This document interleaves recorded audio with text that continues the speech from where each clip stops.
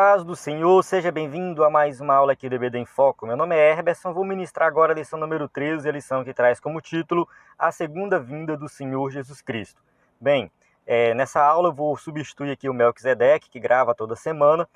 Devido a essa pandemia aí do coronavírus, ele teve que ir para um local, né, ficar ali de quarentena junto com a família dele, lá não tem internet, é um pouco difícil o acesso. Eu vou substituí-lo essa semana. Não sei como será nas próximas semanas, mas a gente está aqui para ajudar aqui uns aos outros. A equipe, né, do EBD em Foco está aqui para ajudar um ao outro. Quando um não pode comentar, o outro comenta. A gente tem uma equipe formada com pessoas qualificadas para estar sempre produzindo esse conteúdo, nunca faltar. A ideia é essa, e você que é professor do EBD, acompanha aqui o EBD em Foco, tenha sempre em mãos aqui esse conteúdo para que você possa se capacitar. Outra coisa que eu gostaria de falar com você que está me ouvindo é que, devido a essa questão da pandemia, muitas igrejas não estão realizando cultos, nem a EBD. E aí aconteceu o seguinte, que os professores acabaram não se preocupando em buscar o conhecimento do assunto, nem que seja para ministrar uma aula em vídeo, online, não sei, algumas igrejas estão fazendo assim. O que eu gostaria de recomendar é que você que é professor de EBD não desanime, não pare, não fique achando que vai, né, porque agora não está tendo aula na igreja, não precisa estudar. Na verdade, agora você tem que estudar mais, tem que se preparar mais e compartilhar esse conteúdo com os seus alunos, para que também eles possam estudar, assistir os vídeos, ler o material. A gente tem um conteúdo completo no site do EBD em Foco, ebdenfoco.com, e aí você pode continuar estudando e repassar esse conteúdo para os seus alunos. Outra coisa é que eu gostaria de informar é que no EBD em Foco a gente está com uma promoção. Eu fiz a promoção até o dia 22 e resolvi aí levar até o dia 31 de março, uma promoção onde você se cadastra e tem um mês totalmente grátis. Então acesse lá ebdenfoco.com e você vai ver as instruções para que você possa se cadastrar e acessar todo o conteúdo que a gente tem postado desde 2017. Você pode baixar e ter aí esse acervo e usar durante um mês os slides em PowerPoint e muito mais conteúdo. A gente também vai colocar lá disponível essa semana o slide de encerramento da lição, resumindo todas as lições aí da revista, né? Então você pode acessar também para baixar esse slide. Vamos começar aqui a nossa aula. O texto do dia diz o seguinte: porque assim como o relâmpago sai do Oriente e se mostra até ao Ocidente, assim será também a vinda do Filho do Homem. Mateus 24, 27. Síntese. Pensar sobre as últimas coisas, o fim da história e a eternidade deve ser um exercício cotidiano e repleto de esperanças para todos aqueles que servem ao Cristo ressuscitado. Bem, aqui nessa síntese a gente vai ver o seguinte, que o cristão que está conectado com Jesus, ele tem que pensar sempre na eternidade, que Jesus vai voltar a qualquer momento. Então tem que ter sempre isso em mente, tem que estar pensando na vinda de Jesus o tempo todo. No entanto, a gente tem que ter um equilíbrio, porque aqui a gente tem dois extremos. Um extremo é aquela pessoa que esquece completamente a vinda de Jesus e se preocupa apenas com questões terrenas. Parece que ele não espera Jesus voltar. Está preocupado só com questões aqui do dia a dia, do cotidiano, e esquece por completo a vinda de Jesus e a eternidade. No outro extremo, a gente tem pessoas que se preocupam muito com a vinda de Jesus e esquece as questões terrenas, esquece as responsabilidades, esquece que tem uma vida aqui, que tem uma família, que tem um trabalho, tem muitas responsabilidades. E aí a gente vê que a pessoa vive conectado simplesmente na escatologia, só vive lendo escatologia, pensando em escatologia, só pensa na vinda de Jesus na eternidade. Então a gente tem que evitar esses dois extremos. O cristianismo é uma religião, não vou dizer assim, nem uma religião, né? A gente coloca a religião nos moldes humanos, mas um estilo de vida pautado em Cristo, pela fé em Cristo, que se preocupa tanto com as questões terrenas, quanto com as questões celestiais, com a eternidade, que um dia Jesus vai voltar. Então a gente tem que viver nesse já e o ainda não, né? A questão do reino de Deus. O reino de Deus já veio, ele já existe, ele já está aqui, nós temos responsabilidades, mas o ainda não, por quê? Porque ainda tem coisa a se cumprir, né? Muita coisa ainda vai acontecer pela frente. E aí nós temos que viver nesse dilema, mas nós nunca devemos ir para um extremo ou outro. A gente tem que pregar o evangelho, por exemplo, e chegar para uma pessoa falar do evangelho, falar que Jesus tem coisa boa para ela aqui, mas também tem a eternidade. Então evitar falar assim, Jesus vai te abençoar aqui na terra e tal, aquele evangelho muito materialista, pensando apenas nas coisas terrenas.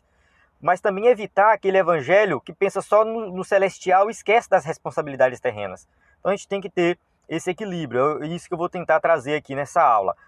O nosso texto bíblico se encontra em 1 Coríntios 15, do 12 ao 19, a passagem que fala da ressurreição de Cristo. Essa passagem aqui ela não é muito explorada na lição, mas ela é citada e ela é muito importante para que nós possamos entender melhor sobre o arrebatamento da igreja. Introdução. Vamos lá, nossa introdução diz o seguinte: a igreja não pode ser reduzida a um balcão de negócios espirituais ou um call center religioso, onde as pessoas só comparecem em virtude de questões de seus interesses privados. Então a gente tem que evitar esse extremo aqui, onde as pessoas pensam que a igreja, que servir a Deus, se resume somente em pedir coisas materiais, coisas terrenas, coisas voltadas para o nosso cotidiano, para o nosso bem-estar, para nossos interesses privados. A igreja não é isso, né? A gente não pode entender a igreja dessa forma. Primeiro, a igreja é coletiva, a igreja não sou eu individualmente, mas é o grupo de pessoas que compõem o corpo de Cristo. Tá? Então eu não posso pensar somente no interesse particular meu, eu tenho que pensar no conjunto, na ideia do conjunto, na igreja como um todo. A igreja, então, nós não temos que servir a Cristo pensando somente nos nossos interesses particulares e recorrer a ele só quando a gente está passando necessidade. Não é isso.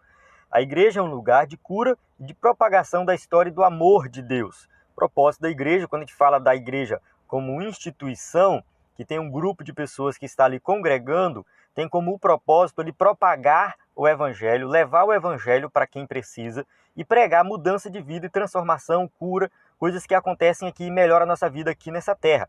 A promessa do céu não é um exagero, e sim uma realização completa da vontade do Criador. Existe, de fato, uma promessa da vida eterna, que nós vamos ter uma vida boa, uma vida eterna. E isso assim, isso vai acontecer. A gente tem que pensar nisso e entender que aqui nessa terra, de certa forma, nós estamos sendo preparados para viver nesse céu. Então, a gente está aqui esperando a vinda de Jesus, que vai acontecer a qualquer momento. Tópico 1. Sua ressurreição e ascensão. A vitória mais importante. A centralidade da fé cristã encontra-se no evento da ressurreição. Em 1 Coríntios 15, 14, a gente leu a passagem ali de Coríntios que fala dessa questão da ressurreição de Cristo. Se Cristo não ressuscitou, Paulo vai dizer bem claro que é vã a nossa fé. Nossa fé não tem valor nenhum. Sem a compreensão, crença e defesa da ressurreição de Jesus Cristo, todas as demais doutrinas, tradições e rituais cristãos perdem sentido. Não faz sentido a gente fazer a ceia, o batismo, não faz sentido ir à igreja, louvar o Senhor. Tudo que a gente faz é sem sentido se Cristo não ressuscitou. Então a ressurreição ela é central no cristianismo. As narrativas de eventos correlatos à ressurreição de Cristo em outras tradições, né, tais como gregas, egípcias, romanas e babilônicas, diferenciam-se do acontecimento cristão por dois fatores básicos. Só esclarecendo aqui, existem outras teorias malucas aí com relação à ressurreição, de outras tradições, de outras religiões, de povos antigos, que tentam deturpar o entendimento da ressurreição de Cristo, tentando fazer com que a ressurreição de Cristo seja um mito como qualquer um outro mito. Um mito grego, egípcio, romano, babilônico. Eles tentam qualificar a ressurreição de Jesus como uma história mítica. E isso não é verdade, por dois fatores. Primeiro, em primeiro lugar, Jesus não foi vítima de uma conspiração humana ou cósmica. Ao contrário, ele é protagonista de todos os fatos. A gente sabe o seguinte, que Jesus, a ressurreição de Jesus não foi uma réplica a uma conspiração que ele sofreu e morreu de forma inesperada. Tipo assim, mataram Jesus, mas para ele provar que mataram ele sem que ele tinha poder e ninguém poderia matar ele, ele ressuscitou só para provar isso de volta. Não é bem assim. Na verdade, tudo isso já estava programado. A morte e a ressurreição de Jesus já estava programado e Jesus já sabia disso. Então não foi por acaso que ele morreu. Não foi uma conspiração, judeus e romanos e mataram e aí depois ele teve que ressuscitar. Não, não. Isso aí já estava programado. O mestre sabia que estava fazendo, João 10:17, anunciou que faria, Lucas 13:32, e quando ele fez, deu plena notoriedade do que realizou, Atos 1, de 9 e 10, que no caso é a sua ressurreição. Então Jesus já sabia que ele ia morrer, que ele ia ressuscitar, que ele ia subir aos céus, né? Aqui no caso a sua ascensão aos céus em Atos, né? E aí Jesus ele já estava programando tudo isso já estava ali nos seus planos, ele não foi pego de surpresa, isso não aconteceu de surpresa. Então a morte e a ressurreição de Jesus já fazia parte do plano de salvação. O outro aspecto que distancia de modo qualitativo a ressurreição de Jesus das narrativas das outras religiões é a proximidade temporal dos acontecimentos que envolvem o Deus dos cristãos. Então, qual a diferença também que a gente pode trazer aí é que não foi em eras míticas ou em tempos olímpicos que tudo aconteceu, mas para parâmetros de tempo relativo à história humana, há apenas 2 milênios. É assim, as histórias míticas, a mitologia grega, a mitologia nórdica, egípcia, essas mitologias elas são antigas e não se sabe quando que elas foram criadas. Quando foi que criaram essas histórias. Então elas fazem parte assim, de um contexto histórico vago que não tem fundamento. Já a história de Jesus tem apenas 2.000 anos, que trazendo para um parâmetro da história da humanidade é recente. E existem descobertas atuais que falam sobre a vida de Jesus, né, como Jesus viveu, o comportamento de Jesus. Então, essa questão de comparar a ressurreição de Jesus com as mitologias é uma furada, porque as mitologias não têm registros históricos delas, não se sabe quando foram criadas essas histórias, enfim, não tem nada que comprove. Já a história de Jesus é totalmente o contrário. Jesus de fato existiu, existe de fato o que chamam por aí do Jesus histórico. O Jesus que a gente tem na Bíblia, ele é um fato histórico, ele existiu como pessoa, ele cumpriu tudo que ele fez, ele morreu e ele ressuscitou. Então não é uma mitologia, não dá para comparar a história de Jesus, a ressurreição de Jesus, às mitologias que existem por aí. Em termos globais, a ressurreição é o ápice da vitória cristã. Não existiu antes, nem existirá depois, acontecimento tão relevante para a fé cristã como o fato de Jesus ter ressuscitado dos mortos. Isso aqui é muito importante. Os outros, todos morreram e continuam mortos. Todos, teólogos, todos de outras religiões, o Buda está morto, Maomé está morto, enfim, todo mundo morreu e ficou lá. Mas Jesus ressuscitou. Então a gente tem uma religião que é baseada em uma única pessoa, que é Cristo. Tirando Jesus do centro do cristianismo, o cristianismo deixa de existir. Ele não serve mais para nada. Então Jesus, o Cristo, e ressurreto, vivo, não morto. A religião cristã é baseada numa pessoa viva e não em um morto. A revelação de que o império das trevas foi de fato derrotado tornou-se inquestionável na cruz do Calvário. Sabemos que Cristo venceu Satanás na cruz. A morte de Jesus não foi uma derrota, mas foi uma vitória. No entanto, a gente não pode deixar Jesus na cruz. Jesus morreu, a gente fala muito da morte de Jesus, mas nós esquecemos de falar da ressurreição. Foi quando a pedra do túmulo moveu-se no domingo pela manhã que a humanidade teve certeza da vitória eterna. A vitória que Cristo conquistou na cruz do Calvário foi selada na sua ressurreição. Jesus ressuscitou.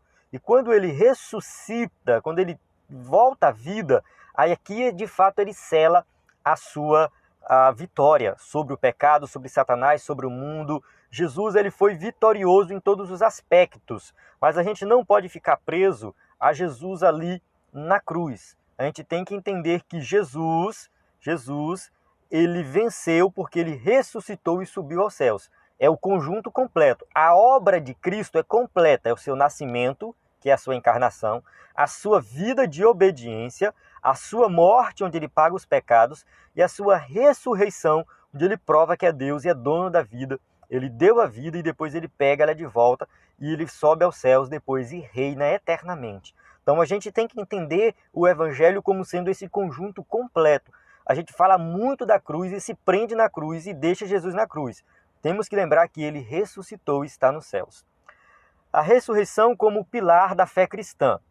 Em um de seus textos mais importantes sobre a questão da ressurreição de Jesus, Paulo afirma, em 1 Coríntios 15, de 12 a 24, a centralidade deste acontecimento para a fé evangélica.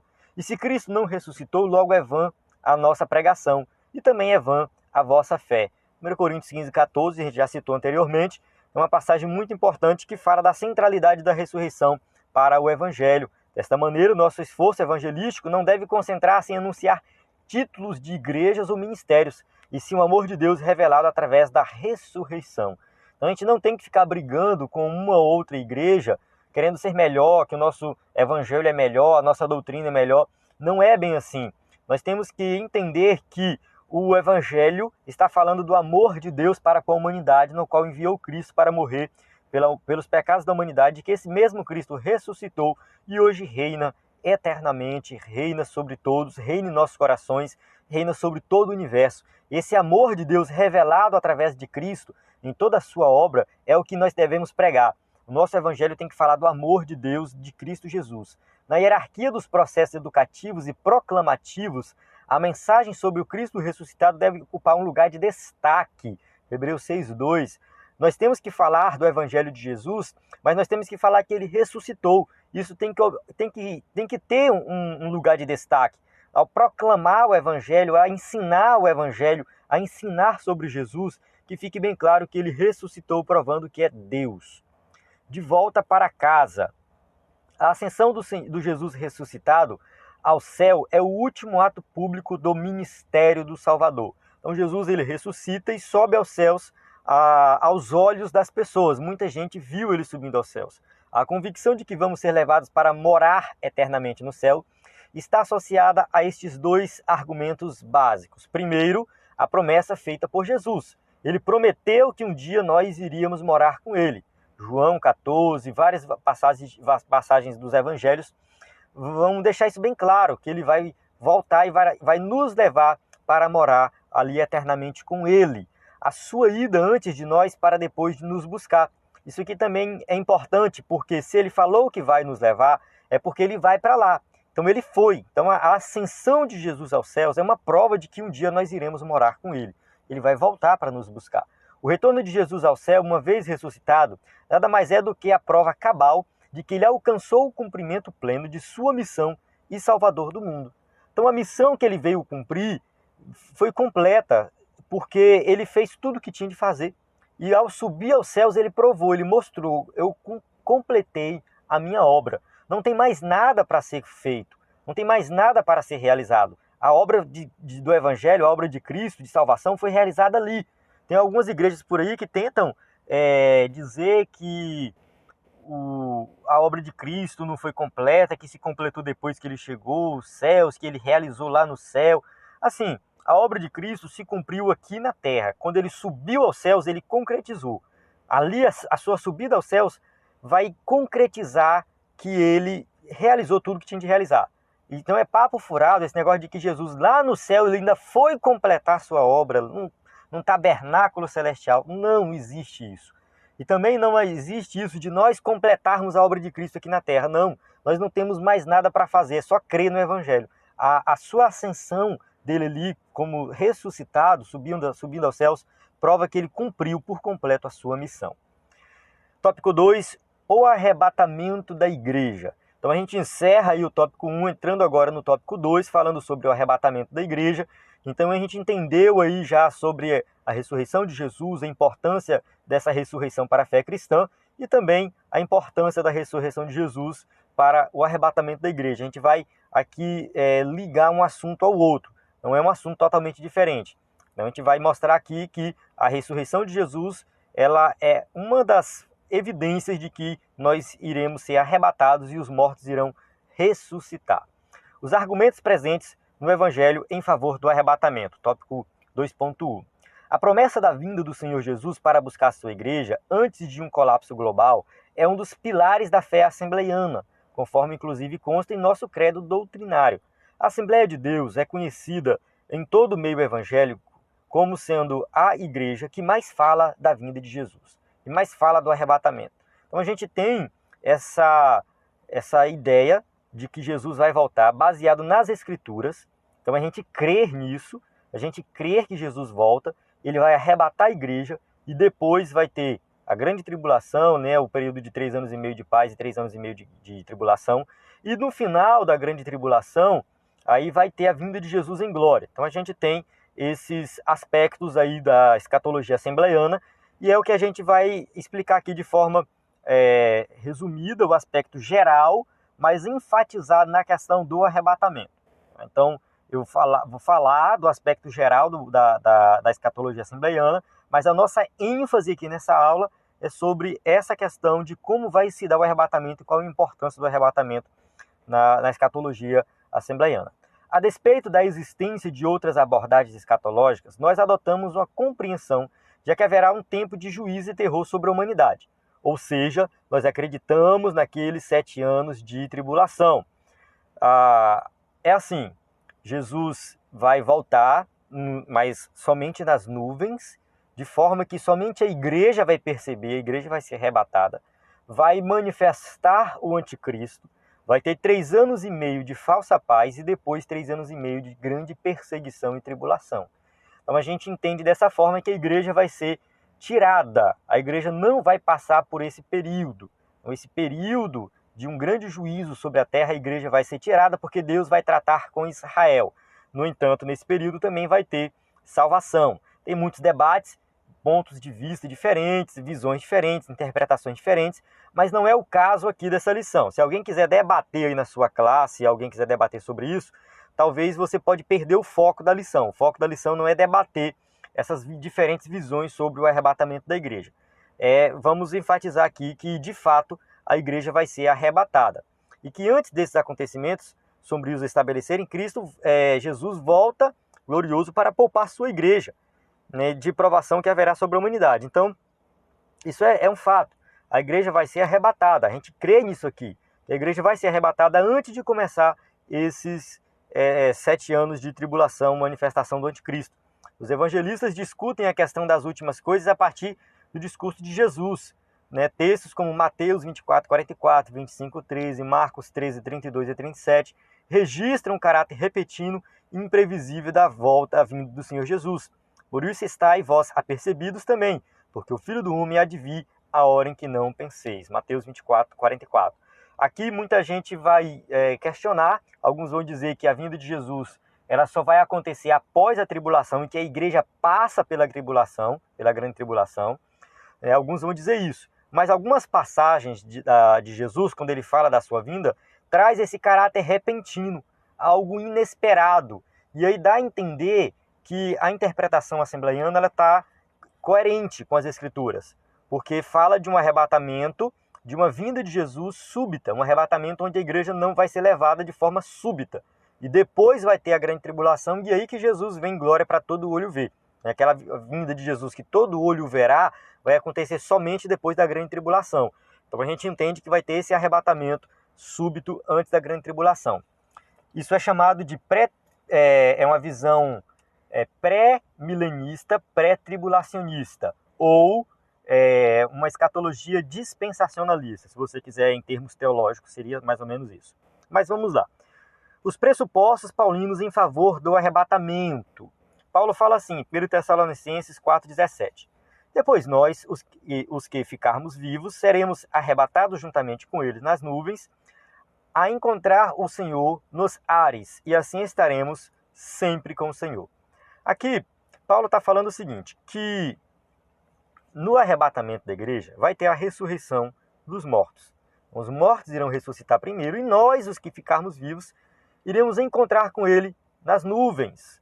Os textos mais associados à questão do arrebatamento são aqueles presentes na literatura paulina, sendo os mais relevantes aí Tessalonicenses 4, de 13 a 17, 1 Coríntios 15, de 51 a 54, que fala do arrebatamento, falando também da ressurreição.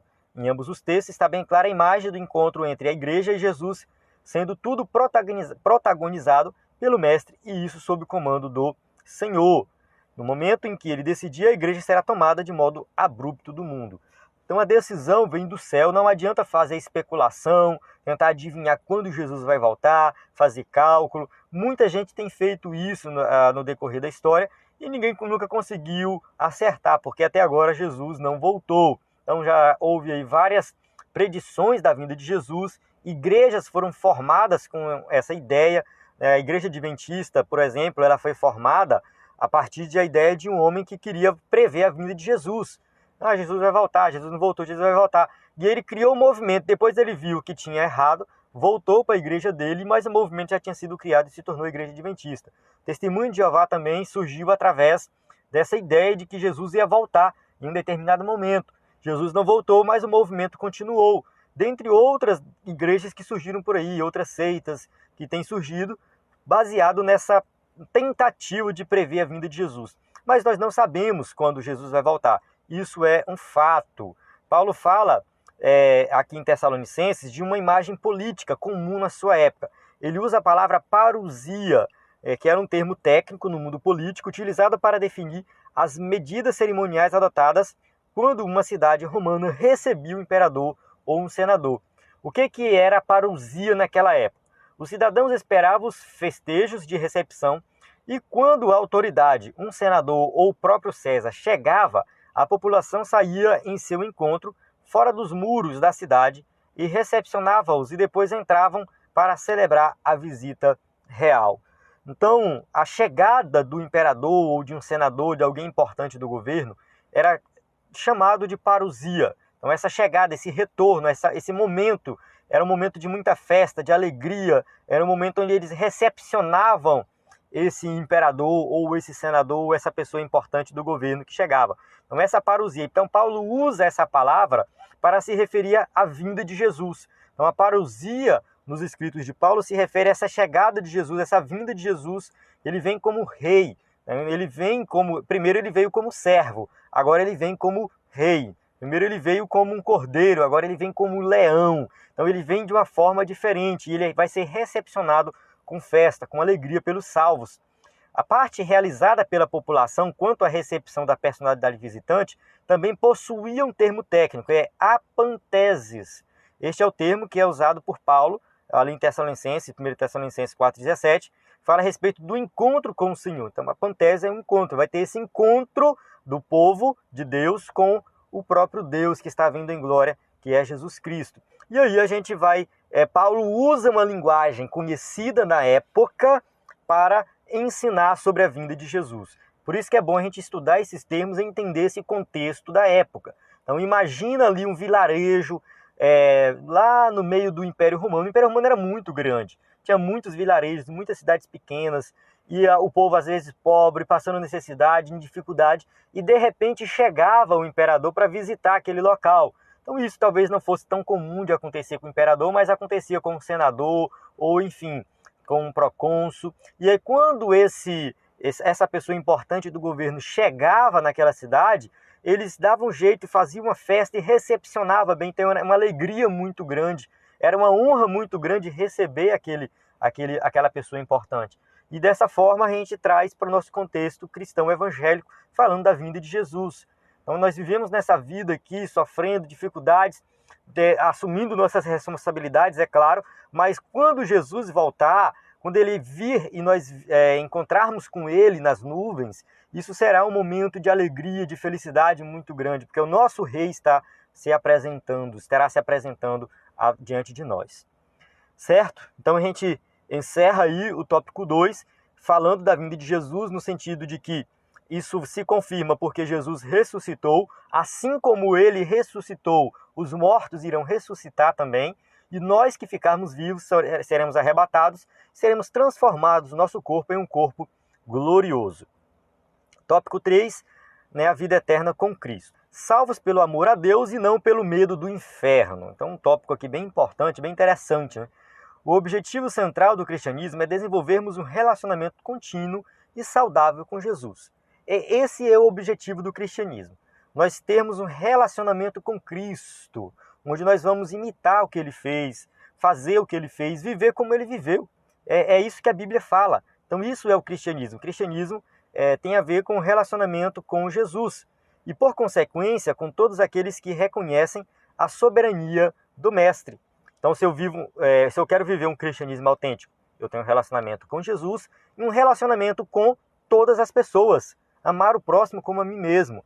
Então, nós temos que ter um bom relacionamento. Aqui o escritor da revista colocou aqueles que reconhecem a soberania do Mestre. Mas a gente tem que ir um pouco além, viu? A gente não pode tentar viver bem, procurar viver bem, ter um bom relacionamento só com quem é salvo. A gente tem que ter um bom relacionamento também com os ímpios, com aqueles que recusam Jesus. Mas eu tenho que me relacionar com os ímpios? Sim. Jesus, quando conta a parábola do samaritano, ele está querendo dizer que o amor ao próximo tem que ser independente de quem seja esse próximo. Ele tem que existir, não importa quem é o próximo. Eu tenho que amar essa pessoa, não importa se é salvo ou não. O amor verdadeiro, o amor cristão, está relacionado aí a amar aquele que a gente às vezes até ignora, mas tem que amar. Então, a carne pode até dizer, você não pode amar. Mas quem está em Cristo não vive mais na carne, vive no Espírito. E ele vai amar qualquer um. Então nós temos que ter um bom relacionamento com Cristo e com qualquer pessoa. Por isso, uma vez acolhidos pelo amor de Deus e salvos por sua graça, viveremos eternamente com o Salvador. A ideia é essa, é que salvos em Cristo Jesus, possamos viver bem aqui nessa terra, tá? Mas não tem como viver bem. Mas na medida do possível a gente vai vivendo e um dia nós iremos morar com Ele eternamente. Nossa condição eterna tem causa e objetivos claros e refletir sobre essas questões pode ajudar-nos a entender melhor sobre aquilo que é a vida eterna. O que é a vida eterna? O que significa viver eternamente com Cristo? Vivemos em tempos de pragmatismo religioso, isto é, um contexto histórico em que as pessoas estão muito mais interessadas em solucionar inquietações próprias, problemas particulares, do que refletir sobre a essência e fundamento da realidade que nos rodeia. O que acontece muitas vezes é o seguinte: nós queremos viver um cristianismo voltado para os nossos interesses e simplesmente para coisas práticas do dia a dia. E esquecemos de refletir sobre tudo que está ao nosso redor, a realidade que nos rodeia e também as questões relacionadas à eternidade. Nós temos que parar e pensar um pouco também em termos teológicos, não somente aqui na prática do dia a dia, mas refletir de forma completa a vida cristã. Então, o cristianismo ele tem que ser pleno, completo, ele tem que servir para o homem como um todo. Essa mentalidade também contaminou o mundo religioso e por isso testemunhamos muitas pessoas que estão dispostas a qualquer tipo de atitude ou comportamento desde que seus objetivos imediatos sejam alcançados. É aquele cristão assim, aquele que se diz crente, né? Que na verdade não é, mas que está na igreja, se diz crente, às vezes até pastor mas que tem um comportamento que pensa somente nos próprios interesses. Pensa somente em si mesmo e não pensa na comunidade, não pensa no conjunto, não pensa no grupo, não pensa na igreja como um todo e esquece até da eternidade quando vê dessa forma. Na verdade, muitas pessoas pensam no céu, né, mas estão muito bem em suas vidas medíocres e materialistas na terra. Então tem gente que está amando essa terra a ponto de nem sequer ir para o céu, mas elas têm medo de ir para o inferno. Tá? Então tem muita gente que não quer servir a Cristo, com medo que quer servir a Cristo, na verdade, corrigindo aqui, muita gente que quer servir a Cristo, mas porque tem medo de ir para o inferno. Tem gente que fala assim, isso é válido, a pessoa servir a Cristo com medo de ir para o inferno, isso é válido. Tá, pode ser. Mas a gente tem que entender o seguinte, que servir a Cristo também é uma atitude de amor para com Cristo. É de entregar a vida a Cristo de forma que você não tem mais controle sobre sua vida, como Paulo fala, não vivo mais eu, mas Cristo vive em mim. Renunciar às coisas terrenas, renunciar ao pecado, renunciar tudo que não presta para se entregar de fato a Cristo. E se você se achegar a Cristo só com medo do inferno, talvez você não tenha essa capacidade de fazer essa renúncia, de renunciar a si mesmo. Então, eu penso assim, é um pensamento meu isso aqui, que aquela pessoa que serve a Cristo é porque ela ama de fato a Cristo. Se ela que serve a Cristo de verdade, a pessoa que vai ter a capacidade de renunciar ao eu, renunciar ao pecado e se entregar de fato a Cristo, a vida dele, a Jesus, para Jesus comandar a sua vida, isso tem que ser feito com amor, não com medo. Então, servir a Jesus só com medo do inferno, Não sei se seria uma boa maneira. Eu acredito que não. Eu acredito que só o medo não é suficiente para desenvolver um amor verdadeiro a Cristo. Então a gente tem que entender quem é a pessoa de Cristo e começar a servir a Jesus pensando no amor a Ele. Um certo escritor, um teólogo dos pais da igreja, esqueci o nome agora, que ele fala assim: se o inferno estiver de um lado e o pecado do outro, eu prefiro me lançar às chamas do inferno do que viver eternamente pecando contra Cristo. Olha só, tem o inferno de um lado e o pecado do outro. O que você escolhe? Esse escritor fala, segundo ele, que é melhor se jogar ao inferno do que viver pecando contra Cristo. Servir a Jesus é algo que nós temos que fazer pensando em amá-lo, seguir o seu exemplo e amar o próximo. É algo prático, relacionado ao dia a dia da vida cristã. Então, servir a Jesus é ser obediente a Ele e ter uma vida boa aqui nessa terra. E vida boa aqui nessa terra não é ser rico, não é ser milionário, não é pensar em bens materiais. Vida boa aqui nessa terra é você se relacionar bem com todo mundo. Você praticar justiça em todos os aspectos. Não é servir a Jesus só com medo do inferno. Eu não sei se minha reflexão aqui ficou um pouco cansativa e um pouco confusa, mas eu gosto muito de refletir sobre isso. Ensinar na igreja que nós temos que servir a Cristo por amor, não com medo do inferno. Então, servir com medo realmente não vai ser algo que vai ser assim, vai criar raiz e fazer a pessoa ficar firme. Continuando, a celebração eterna. Não somos salvos para desaparecermos na eternidade, como alguns dizem por aí, que a vida é só aqui na terra, acabou aqui e não tem eternidade. Então tem algumas teologias assim, que falam de Jesus, por incrível que pareça, tá? Por incrível que pareça, tem teologias que ensinam que Jesus veio ensinar a vivermos uma vida boa aqui nessa terra, amar o próximo, ter um bom relacionamento, ter uma vida de justiça, e quando nós morrermos, acabou. Não vai ter mais nada além disso. Também não viveremos como seres inconscientes na eternidade, ou seja, como se tudo o que somos hoje, memória, sentimentos, identidade, tivesse sido apagado. Muita gente fala por aí que quando chegarmos no céu, nós vamos esquecer tudo aqui dessa terra. Nós teremos outra mente, outra... Aí acabou, irmão. Do meu ponto de vista, se eu chegar no céu, tudo que eu vivi aqui, tudo que eu passei, for eliminado, tirado da minha memória, tirado da minha mente, tudo foi eliminado de forma que eu não me lembre de mais nada, o que valeu minha vida aqui? Não valeu nada. Então eu tenho que chegar no céu e ter a minha memória, lembrar das coisas que eu fiz, porque o Herberson é o produto de tudo que foi vivido aqui. Então quando eu chegar no céu, eu vou ter sim memória, eu vou ter sim lembrar da minha vida aqui. Se eu não lembrar, se eu tiver uma nova mente, eu sou uma outra pessoa. Então eu não sou a mesma pessoa. Então para eu ser a mesma pessoa, eu tenho que lembrar de tudo que eu vivi. Então essa ideia de que vamos chegar no céu e não vamos lembrar de nada, isso aí é uma ideia furada, ela não tem base bíblica. A Bíblia fala, na verdade, que nós vamos nos lembrar. Jesus fala assim, ó: e respondendo-lhe o rei, lhes dirá: em verdade vos digo, que quando fizeste a um destes meus pequeninos irmãos, a mim o fizeste. Mateus 25, 40. Essa passagem aqui de Mateus 25 está dentro do contexto. Jesus está ali com um grupo, já é na eternidade, e ele está com um grupo que vai ser condenado e outro grupo que vai ser salvo. E ele vai e apresenta as atitudes daqueles que foram salvos e as atitudes daqueles que são condenados. E quando ele apresenta as atitudes, ele fala assim, ó: quando eu estive nu, vocês me deram de vestir. Quando eu estive com sede, vocês me deram de beber. Quando eu estive com fome, vocês me deram de beber. Quando eu estive preso, vocês foram me visitar. Aí eles vão falar assim: Jesus, quando foi que nós fizemos isso contigo? Quando tu fizeste a um dos meus pequeninos, a mim o fizeste. E para outro grupo, ele vai falar que eles não fizeram. Então dá a entender ali que todo mundo tem memória do que aconteceu. Dá a entender ali que naquele estado já de eternidade, onde já foram ressuscitados uns para a condenação e outros para a vida eterna, condenação eterna e vida eterna, Jesus apresenta o que eles fizeram e eles vão se lembrar do que fizeram. Então fica bem claro que existe sim memória depois ali que todo mundo ressuscitar na vida eterna. Por isso, inclusive, teremos a eternidade para amorosamente agradecer ao Mestre por tudo. Nós vamos sim agradecer a Jesus pelo que Ele fez pela nossa vida, pelo seu sacrifício, por tudo que Ele fez por nós. Então, assim, não se preocupe que nós vamos lembrar de todas as coisas na eternidade. O regresso ao estado de plenitude. O desastre do Éden maculou a humanidade de várias formas: pecado, sofrimento, dor, morte e etc. Contudo, nosso Senhor restaurará todas as promessas em nossa vida celestial.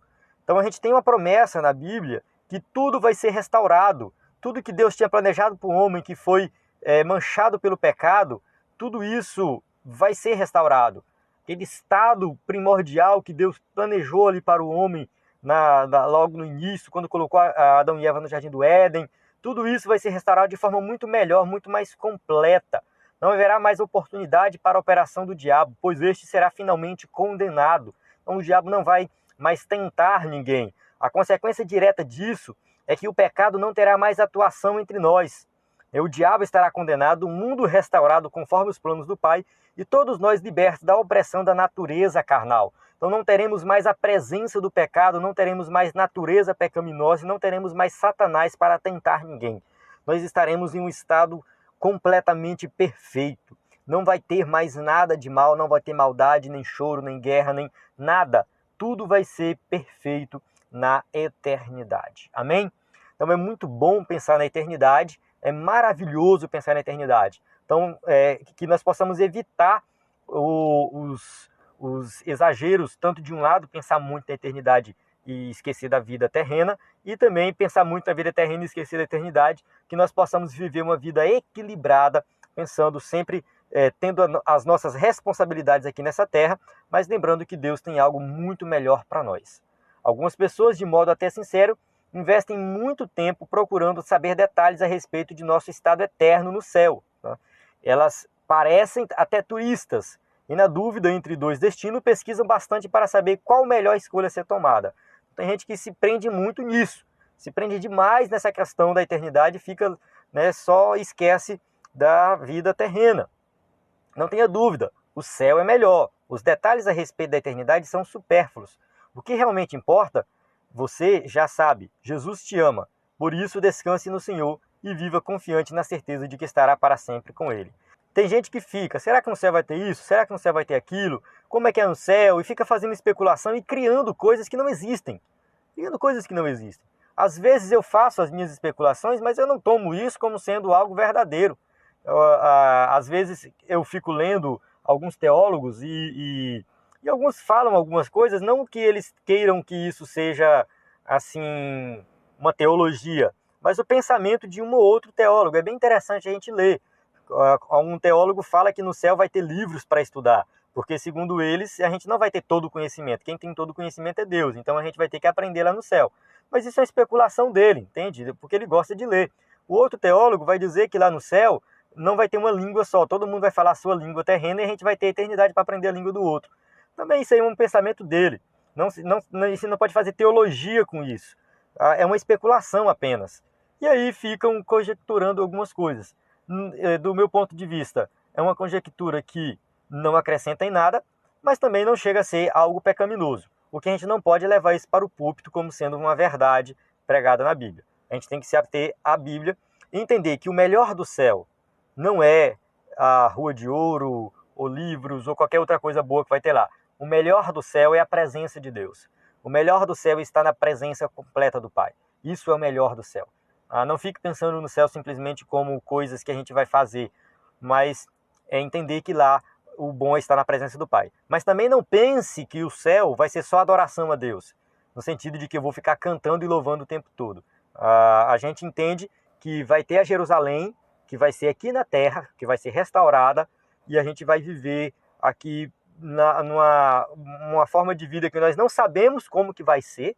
Nós não temos assim uma revelação concreta disso, mas sabemos que estaremos para sempre na presença do Todo-Poderoso. Amém? Encerro aqui essa aula e a gente tem aqui as perguntas. Caso você, que é professor da EBD, usa o slide na sua igreja, você pode passar para os seus alunos. A paz do Senhor. Até a próxima aula.